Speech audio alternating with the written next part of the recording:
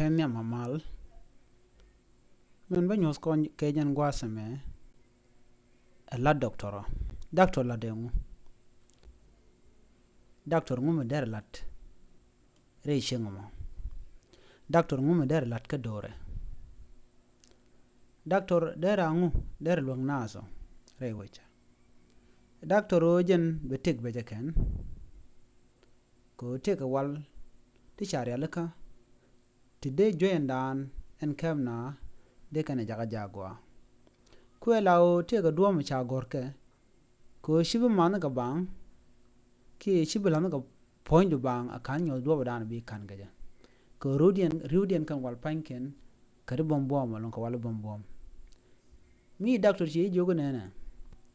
chaji mo ka wankel ga runwang wankel ga changder ga wankel ka tiang gore je be gorke lode shibu goro bu wangro bu ga matkel men chalare ke duobo cha jogo je ke cha prescribe ke je akim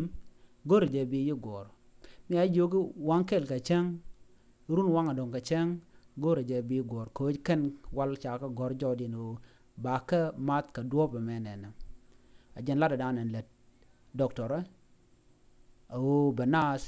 ba joiken ke jwasken ba ga jaga jagwa mite ga joy miran capture ka malaria shit ka typhoid shit ka tb shit ka jwada kokien shit ka men ngai kono to kon ga jwada ngwan to kep kon kan jwada yala to e doctor de jilat duobo dan de ro ganga ka kuje mo ci lo da test ko sharo yemi shaling ajeno ganga rodun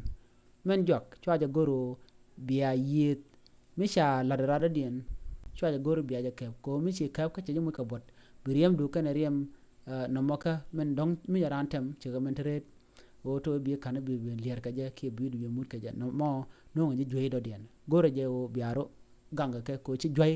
ke jotten ko nen ka ko na do mo ci kan yebjek biya ta gamal